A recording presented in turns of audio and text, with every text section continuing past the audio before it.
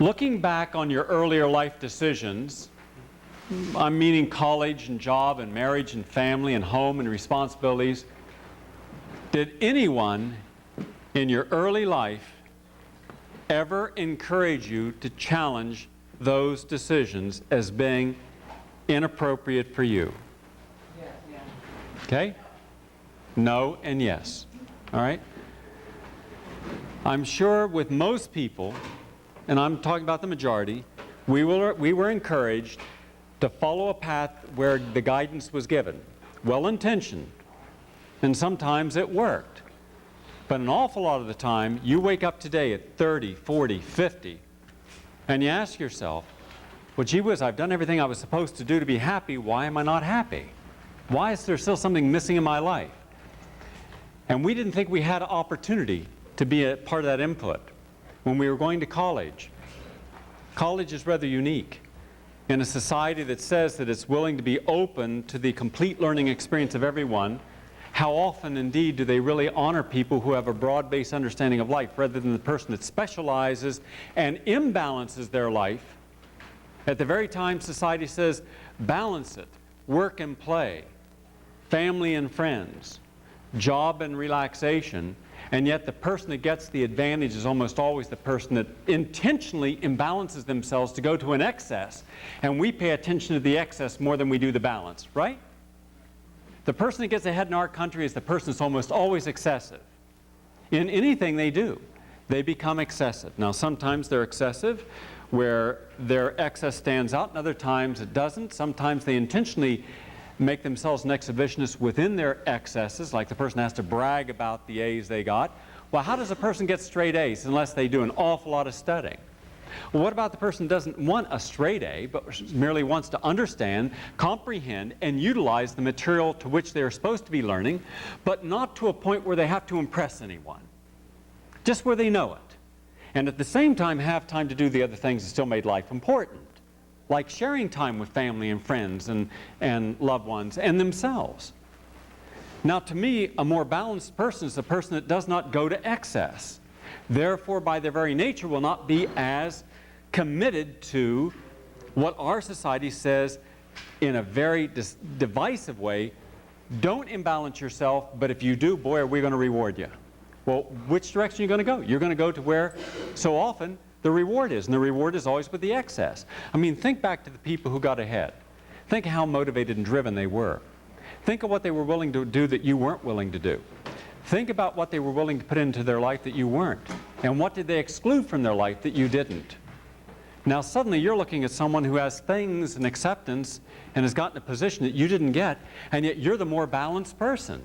You're the more rounded person. You're the more whole person. You're then denied the same access to acceptance for being balanced. So then society somehow has got it wrong.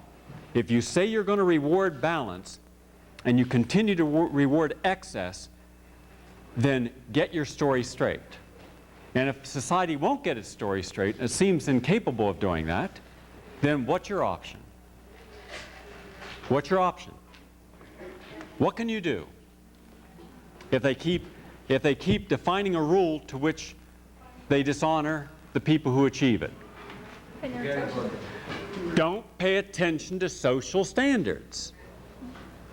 Now they tell you then on the other end of that, if you don't pay attention to us, and if you don't become a member of something, then you're automatically excluded. So on the one hand, they want us to belong, to join. So we do. And that's a part of our decision process that we think we don't have an option in. So we're taught that you got to go to school, and then once in school, you've got to do this. So already in school, we're thinking about our career. The first career. Now we're not even, when I was in school, it was, you know, in your college year, your senior year in high school, you started thinking about college. You didn't think about it before because you were so concerned about high school. Now it's 7th grade, they're thinking about college. Well, that's ridiculous. But that's the way the mind works today. Kids are 2 years old and they're already being taught to be in computer school, learn advanced systems. By 4, they're supposed to learn 2 languages.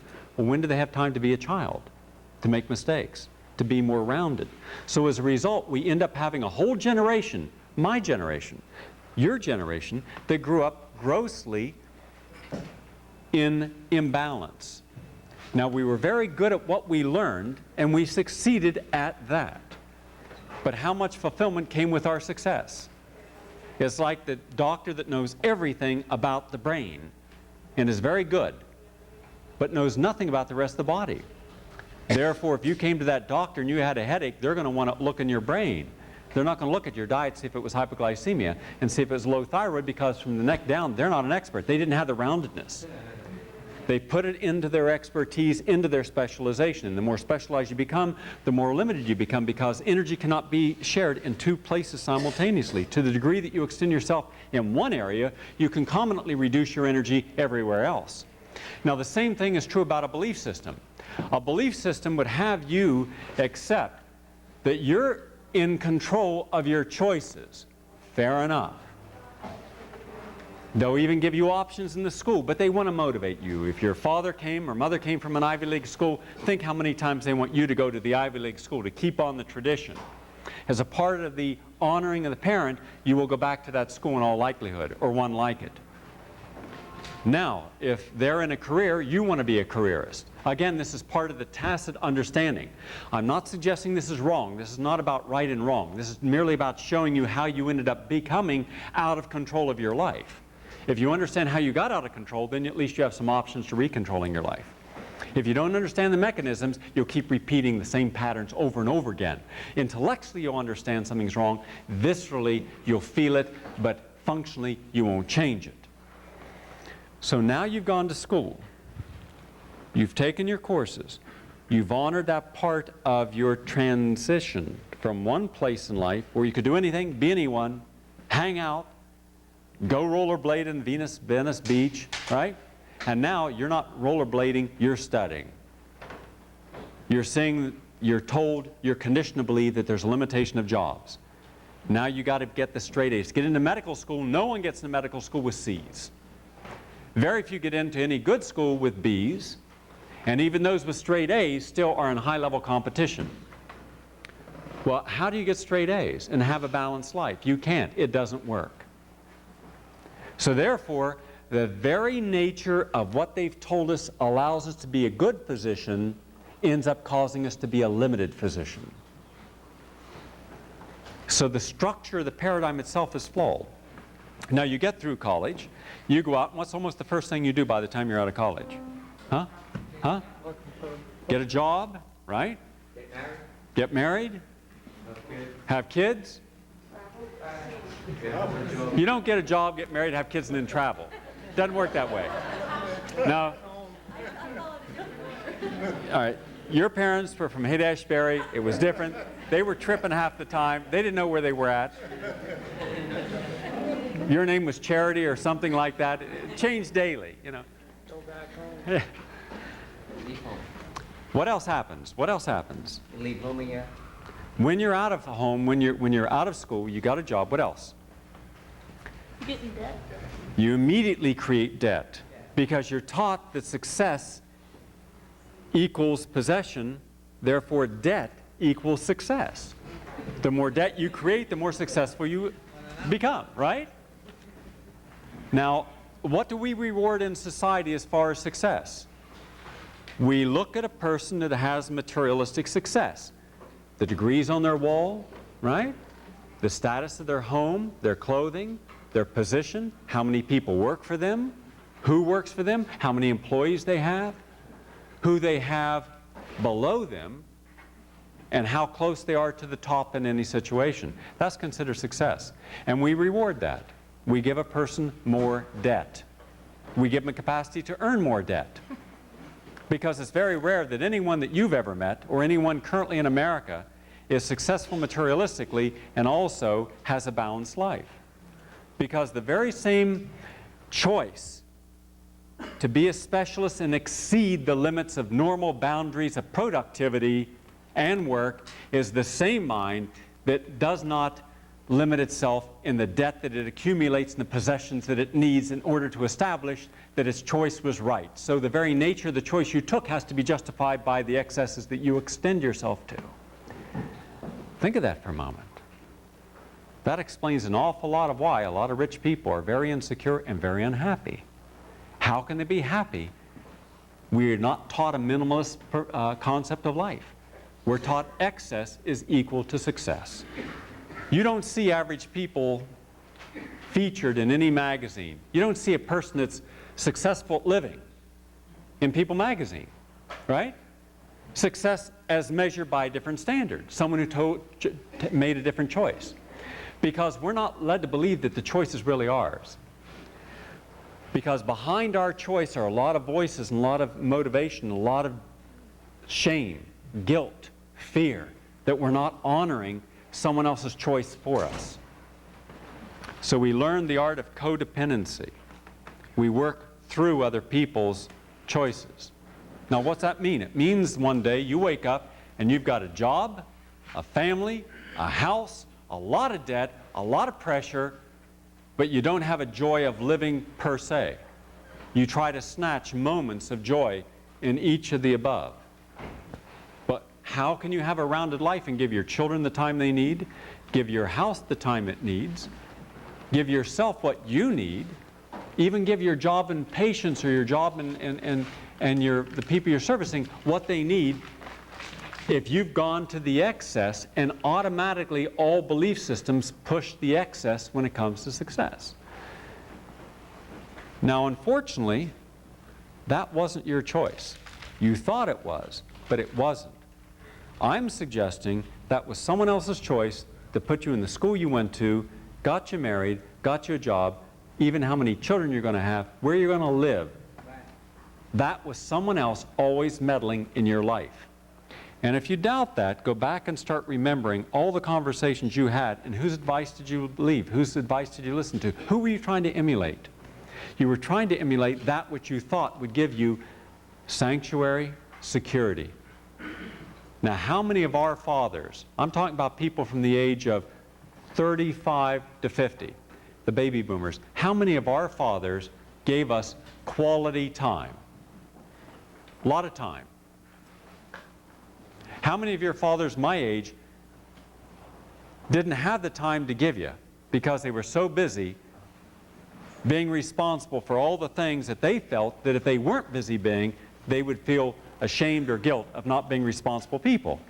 It wasn't they didn't love you, it's just there was no time for you. But then again, there was no time for anything else because the total burden of what a person was supposed to carry was greater than the sum of their assets as a person to manage.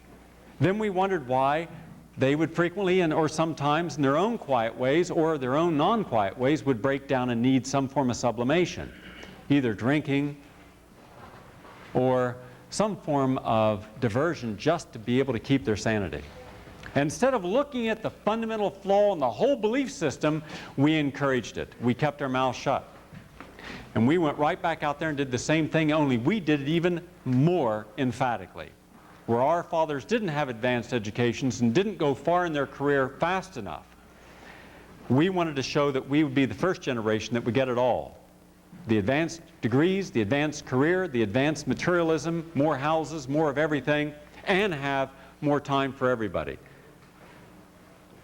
Wall Street is littered with the psychic corpses of people who burn out along the way with the values in the wrong direction. Every institution in America has a lot of these people. Millions upon millions of people got it wrong. It was kind of hard when you get it wrong to say, hey, sorry, I got it wrong, got to do something else.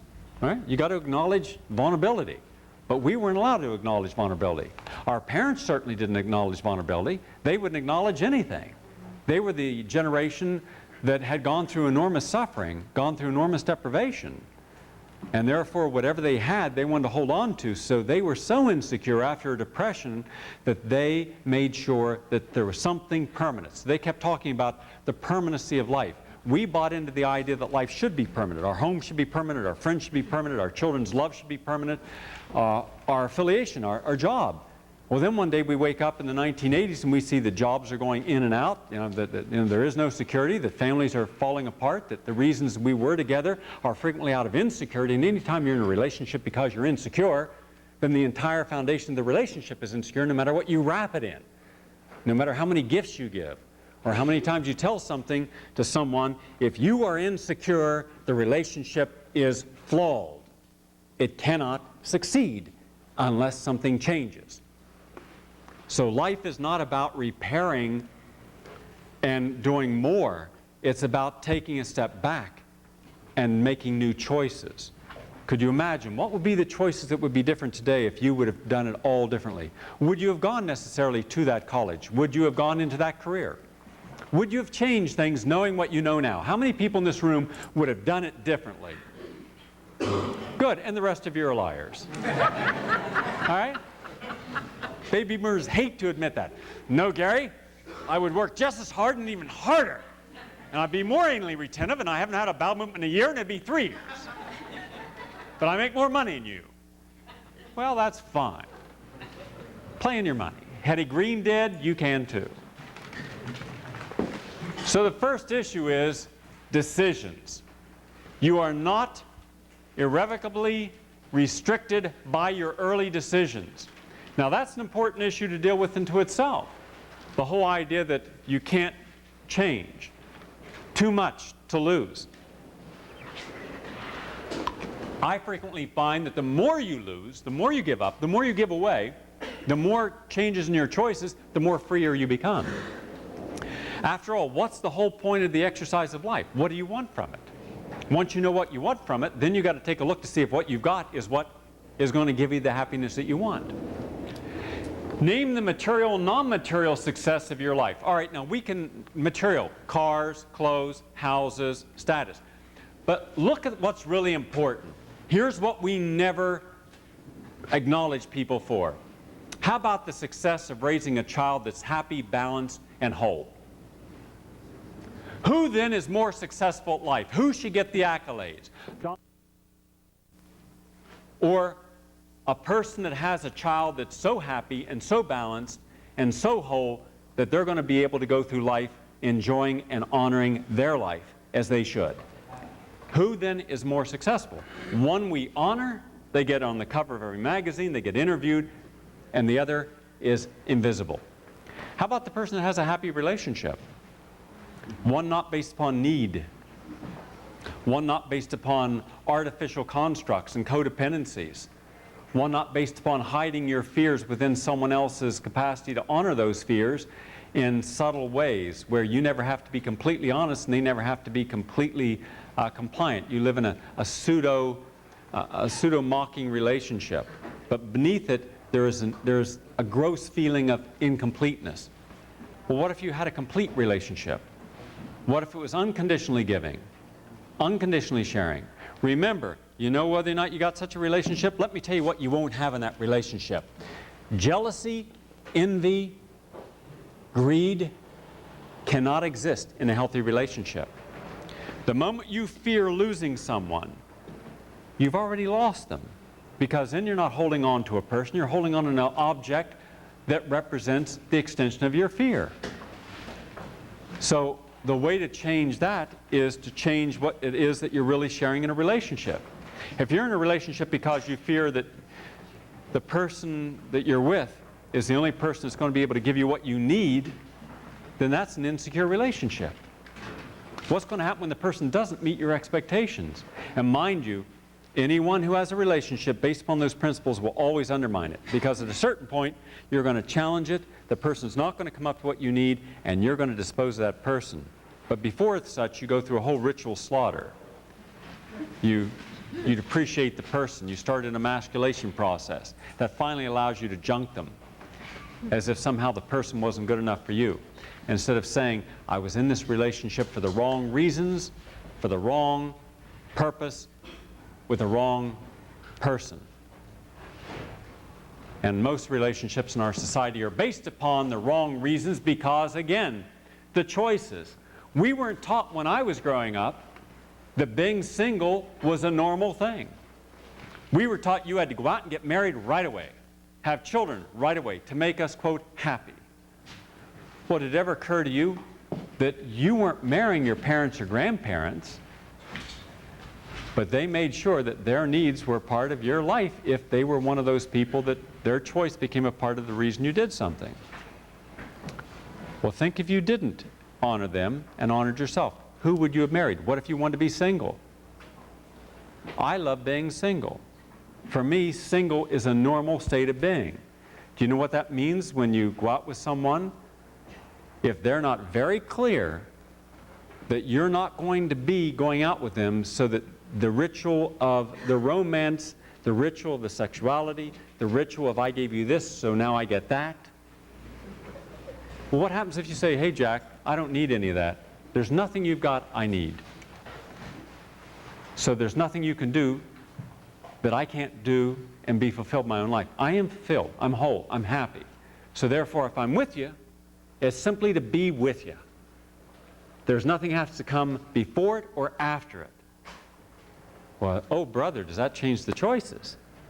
Suddenly people start to think, well, hold on a second, is it worth going out with him? I mean, if I'm not going to end up getting married or becoming that essential part of that relationship, then it isn't worth going out with him. That's one. It's better to have someone say, hey, it ain't worth it. You're not going to be my other half for whatever reason they want. For instance, how many people got married not because they loved the other person, because they needed a house, they needed a home, they needed a job, they needed a career, they needed someone else in their life, they needed a sexual partner. But all that dims very quickly. What if the only person you had in your life was one you didn't need? That's great. How would you treat him then? Differently.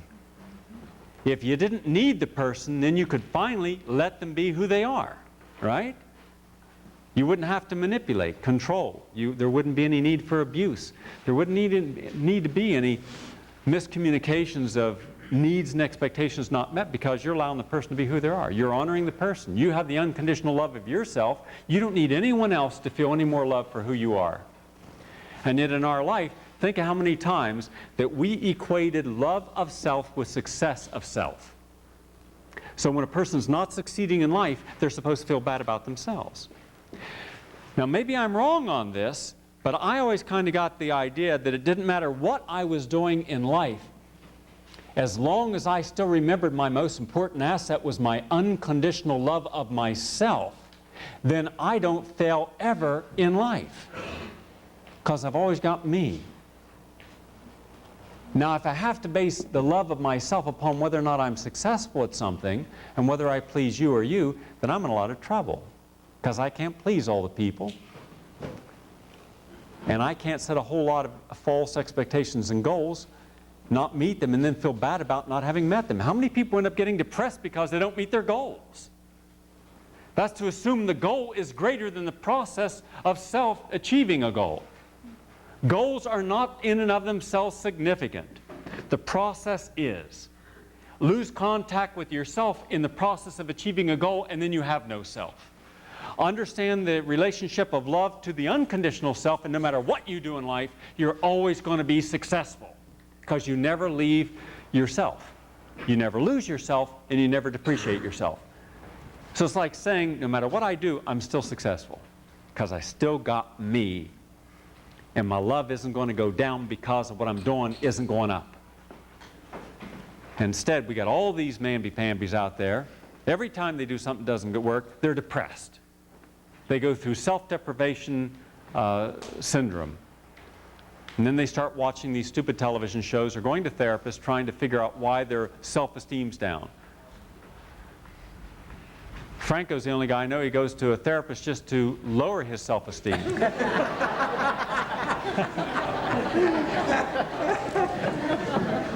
Very high. I know. Do you understand what I'm saying here? Think of the choices that would be different. Think of who you wouldn't have to use and how you would use them in order to get someone in your life to think well of you. Think of how many people you've put in your life solely for the reason to make you feel good about yourself. Think of that. That's using those people. Using them, and in time, abusing them. And then making yourself feel like the victim, and then going out and doing it again. Choices change when you say, the control's with me. So it takes a very different type of person to assume that they don't need anybody in their life to feel good about who they are, and therefore whoever's in their life is there unconditionally. So this whole idea of permanent life and death, that's a societal thing.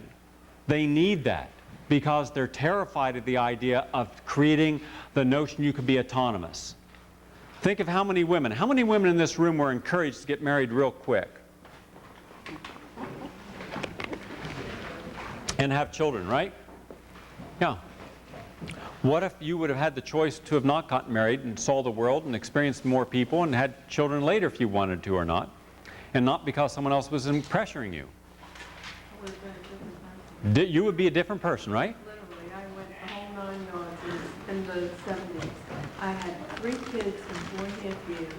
I was divorced in 6, and I raised my kids by myself. Okay, so a lot of your life was lived upon someone else's notion of your choice. Exactly.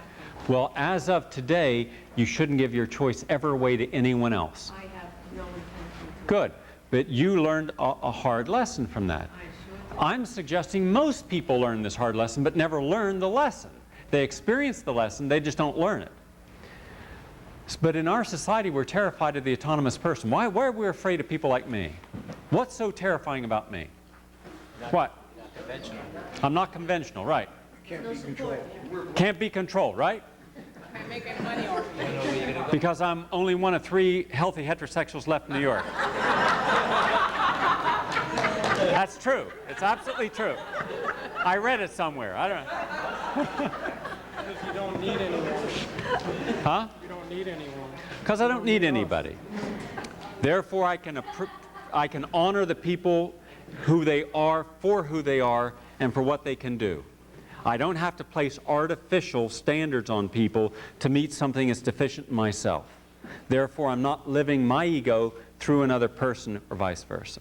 So you're totally independent. Completely independent Everybody. of everybody. Now, what's it mean to be that independent?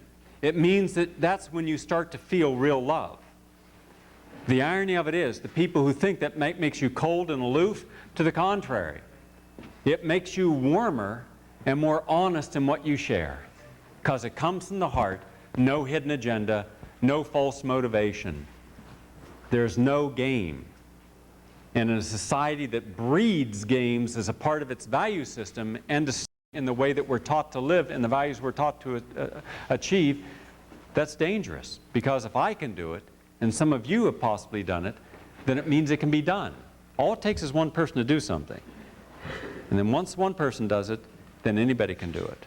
And that's what they're afraid of, because then they lose control over you. Remember, society functions artificially. We have an artificial construct of a society. Take a look at what it really represents. What have we gotten for all that we've invested in this belief system? Look at the drugs, look at the crime, look at the hatred, look at the violence, look at the white trash and the black trash and the blue trash and all the other racial trash that we now see on television hating one another. Well, that's what our society has come to. Ugly, confrontational biases. It's lowered all the sense of self. So instead of looking for answers to these crises these people are having in their life, to give them strength and character and quality, they simply display the worst that human nature can be and say, every day we'll give you another guest, another group of people who are willing to vent in anger and show how dysfunctional they are. And other people say, yeah, I'm just like that. It's for ratings. It's not, no, understand something. Before they were on television, they existed. All right? If the Oklahoma bomber hadn't been bombing that building, they'd be doing some other crime. Murder, rapes, robberies, killing. It was in their nature because they had chosen that. They had chosen an anti-social, anti-humanistic way of expressing themselves. It didn't start with Waco. This has been, you'll find it was right through their whole character. We've got a lot of people out there like that. I mean, the majority of people are like that. So it's only a small percentage of the population that's actually holding society together at all. I mean, we're being held together. This great dysfunctional society is being held by a string of maybe 5 to 7% of the people who are still functional and spiritual and have any values at all. The trouble is, the majority is not challenging its own belief systems to see what's dysfunctional in the belief system that's causing these inappropriate choices, because it doesn't want to give the power back. There's a danger when you get power back. When you get power back, you no longer can control it. So when I talk about success of living, I'm talking about being healthy. That's a choice. Hey, I think if you're healthy, it's a success because you cannot be healthy by accident. Health is a process to which you must address yourself every moment of every day, mentally and physically. When you think a negative thought, your body responds with a disease process. A positive thought is a healing process. There is no neutral place in life. It's not where you can get and be secure because you've lost enough weight. That's a supercilious, overly simplified notion that society has. The doctor says, well, you're well because I can't find a classical disease. Well, did the doctor ask you how you feel? If you're functional or dysfunctional? If you're under stress or not? Does he look at your blood chemistry and see if you have viruses or bacteria or parasites? Does he look to see if your adrenals are functioning or not? No. They're making an overly simplistic model of health and disease. Symptomatic classical definition of a disease, and you're sick. In absence of a classically defined disease, you are well. Well, that's absurd. That takes you out of being responsible for anything you do or who you are. I just saw a report tonight that 36% of people with HIV infection are practicing unsafe sex. Do you have any idea the number exponential of people they will infect? And there was a guy who said, yes, he was on television, he says, yes, I intentionally had unsafe sex and I infected other people who died. When I was invited to give a lecture on lifestyle and HIV, based upon thousands of interviews I had done in San Francisco, LA, and New York, I was booed off the stage because the gays in that audience did not want for 1 second to hear me talk about that they had to be responsible because the responsibility was theirs. And it was a message they couldn't hear. But then again, as I later said, one guy came up to me afterwards and who had invited me. And he said, gee whiz, I'm sorry they acted this way. And I said, why did you expect them to act any different? And he said, well, after all, they're gay, Gary. They should be, and he started going through all the things a gay person should be. And I said, hold on a second. Do you think for a moment because you are gay that makes you special and different and unique as far as being open-minded, progressive? I said, most people who are gay are no different than most people who are heterosexual. You will take on a belief system. You will take on an orthodoxy. Look how many wear their hair short and cropped, wear clothes in a certain way, go out to the beaches in Fire Island, hang out in certain places, talk about persons who are straight in almost what I call a heterophobic mode, mockingly, like somehow they ain't as hip as us, they ain't as sharp as us, they ain't as cutting as us. Well, gee whiz, is that not an orthodoxy that fears a challenge to its own identity? Now, if you come along and say that, hold on, something in your lifestyle, something in your behavior could be contributing to your incidence of disease, not just AIDS, but hepatitis and other conditions. If you say, I wasn't aware of that, that's one thing, and I can change that. But if you start to defend yourself by defending what you belong to in the larger orthodoxy, just like someone who's in a religion, you start talking about the disadvantages of that particular religion.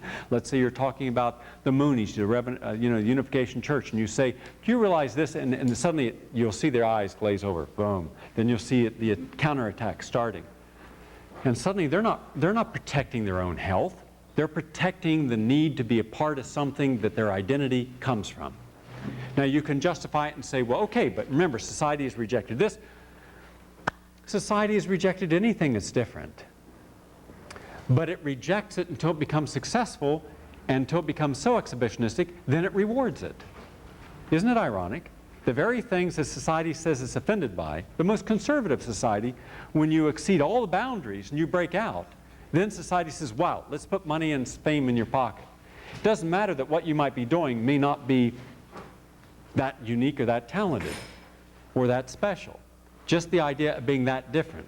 So just as when I try to talk with people who say, well, you're going to criticize my diet? I'm all American. I eat meat and potatoes. No different.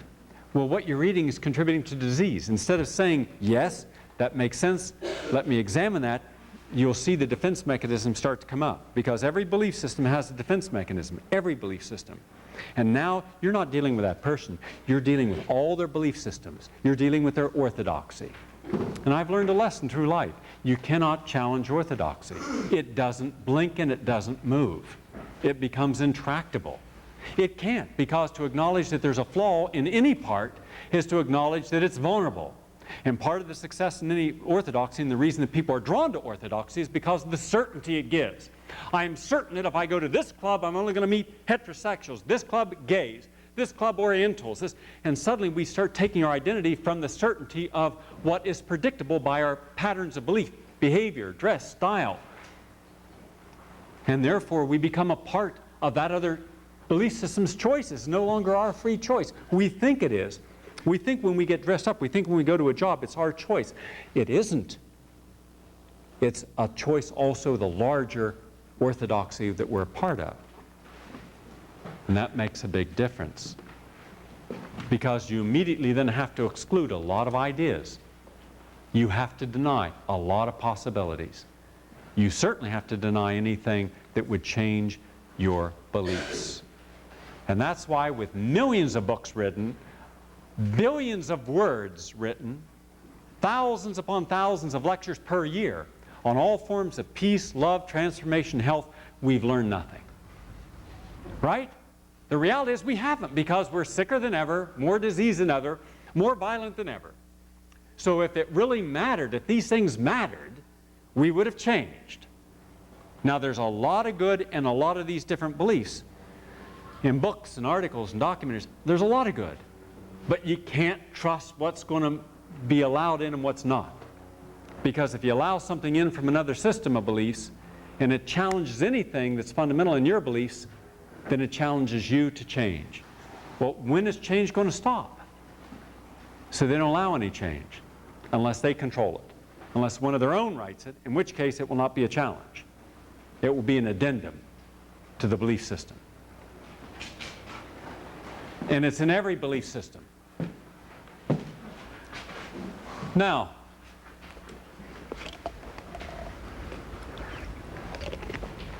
what if you had success not just in health? Now you're not diseased, but you're happy. It gives you a lot of options. Gives you a lot more choices when you're healthy. Because health can't be based upon fear. Here's a phenomenon. You cannot be healthy by making choices out of fear. Fear negates positive choices. Fear is self-limiting. Fear keeps bringing you back to the predictable. Health allows you a larger window of opportunity, more realities to interplay with.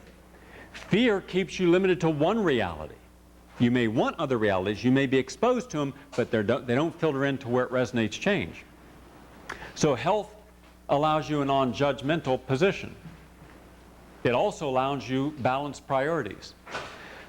Think how many times in life you wake up each morning and you're just overwhelmed just by the priorities you've got. You've got too many damn priorities. You've got too much on your plate. And you're afraid to give any of it up, because who's going to think what of you when you give one of those priorities up that affects them? Now shame, guilt, and fear are motivating your priorities. You're walking around with this enormous amount of priorities thinking, my God, if I only got rid of these priorities, I'd have a life. But every time you go to get rid of a priority, someone comes around and reminds you, hold on a second, you're successful, we like you, we honor you because of that priority you're committed to. And you think, well, gee whiz, how am I going to change my commitments? Think of what you commit yourself to. Think of who you commit yourself to. Think of what you commit yourself to. And then think, if you had to do it all over again to make different choices, would those be the same priorities and the same commitments? Now, we're known by the word of our commitment being honored. So then they bring in words that they know are going to keep us locked in. Well, you've got to honor your word. You've given a commitment, now honor it. And now we have to. But what if it's a wrong commitment to the wrong people for the wrong thing? I see this all the time in people. You are an affront to the value that they don't have. So what do we do in our society? In order to get along, we lower our standards. We bring ourselves down to where they're at so we can belong, because we're told that you're nobody unless you belong to something, right? You got to belong to guilds and clubs and rules and societies and fraternities and parties and Republican, Democrat. And if you don't belong to somebody, then you're an outsider. You're a nobody. You're a loner. So we make belonging important. Well, when you belong, you have to acquiesce. What do you have to give up to belong? When Marty Feldman, sitting in the back of this room, when Marty Feldman, who had belonged to the group of neurologists and conservative academics at Mount Sinai and Columbia University, when one day he woke up and for whatever reason he chose that it was more important to honor the real healing energy and his own dynamic self, he had to separate himself from those people whose values would have been different. Marty's values continued to expand. Theirs continued to contract. How do you think they would perceive Marty? Marty is quiet, self-effacing, conservative. But because he chose to learn new information that gave him a greater power in his healing without the old armamentarium of drugs, he becomes a threat. Therefore, since not able to convince Marty to come back to the old ways where he would have been rewarded financially and socially in his career, they now had to exclude him. Maybe not to his face, but behind his back. In fact, I know for a fact when I was checking some snide remarks people made about him up at the university, and it had nothing to do with quality, had to do with the fact that he had chosen another path. So they had to exclude him. Now, you can't say nice things about people you've excluded. The very nature of our choices is that if you choose to be in one direction, you must exclude everyone else, and you must badmouth them. So now, he is on the outside. But Marty isn't a part of the holistic health community. So he's excluded from them. He's a threat to them. He doesn't have a big practice. He doesn't have a big office. He's not like these people that run you in, charge you $5,000, have you see all these other people, fundamentally don't help you, but know that you're vulnerable and you're desperate, so they're going to exploit it. So he doesn't have one of these practices. He's got a single practice, sees 10, 12 people a day and gives some time to him. He helps what he can, who he can't help, he lets them know he can't help them. Well, now he's a threat to both sides, to the orthodox and the alternative. That leaves him alone. So Marty spends most of his time alone.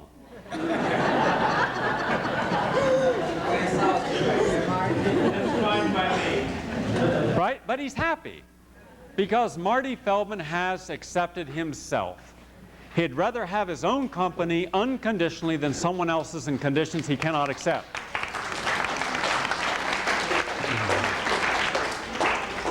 Now think of how many times you've compromised to do this. I knew people who were driving out to a race one time, and in the car was a person who was a chronic complainer, whiner, blamer, gossip, badmouth, nasty person. When I got to the race, I was already at the race, someone came over and said, "Jesus, you can't believe the nightmare we just went through." I said, "Why didn't you tell the person to go their own route?" "Well, you know, we were kind of a group, so you allowed one negative person to pollute a whole group, to make your whole trip miserable, and no one would stand up to the person."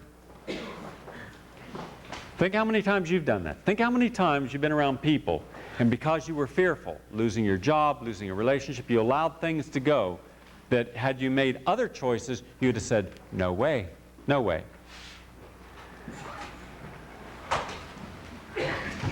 It's about choices. Power is in the choice. Make the wrong choice, you disempower.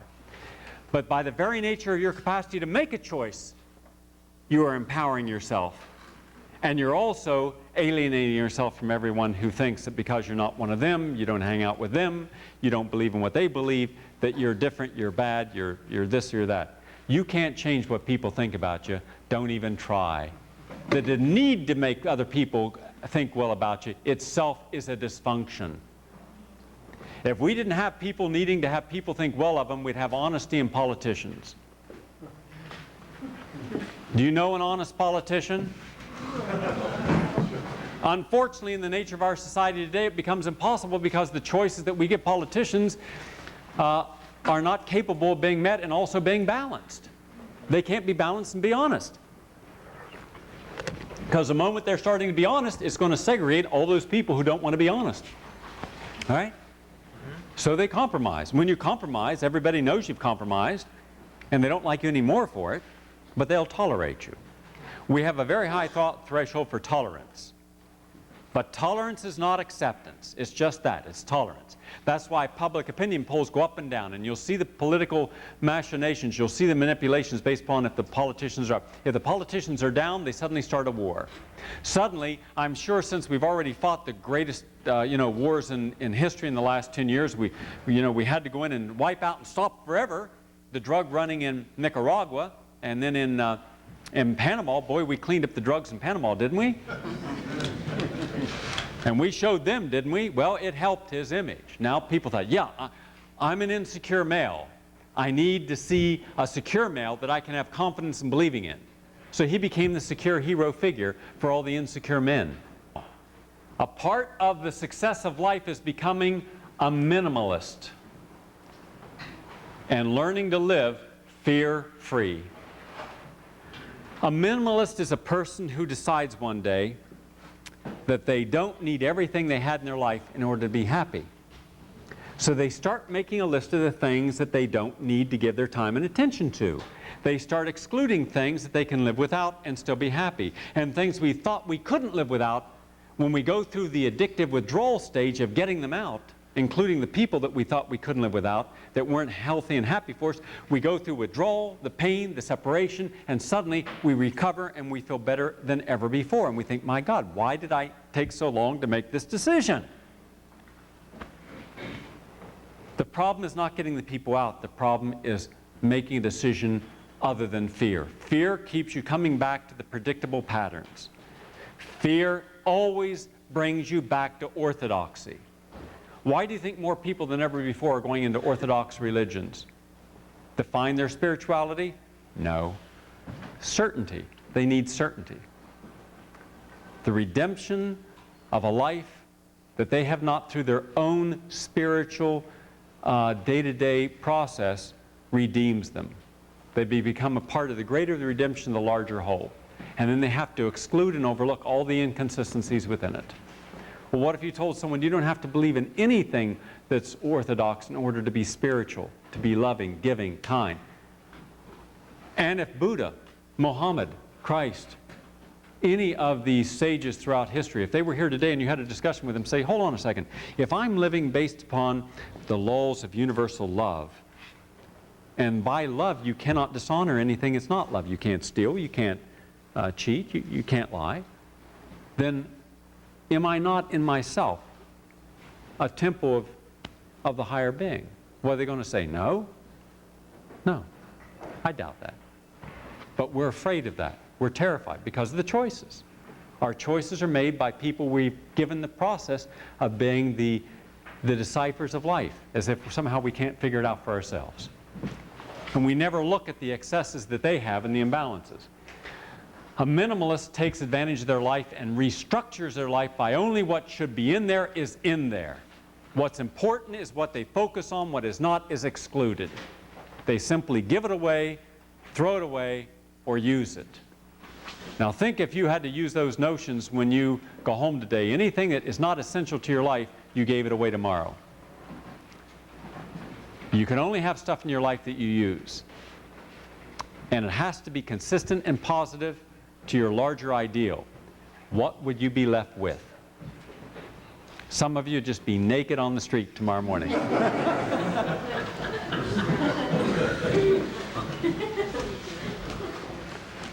You see something is not working for you. You want something to change, to be better. When do you want this to happen? What decides the timetable that you're going to make it change? What? You see something's not working, you want it to change. Now, what makes the timetable start to work that you're going to change or not change? What? What's easiest? All right. Develop a plan. Got to develop a plan. Setting goals. Setting goals. What else? Frustration. Commitment, frustration, Security. insecurity. It's all about choices again. Something doesn't work, you want to change it, but when do you want it to change? You're only going to change it when you have enough confidence that what you're changing to is going to be better than what you're changing from. Now listen carefully to this.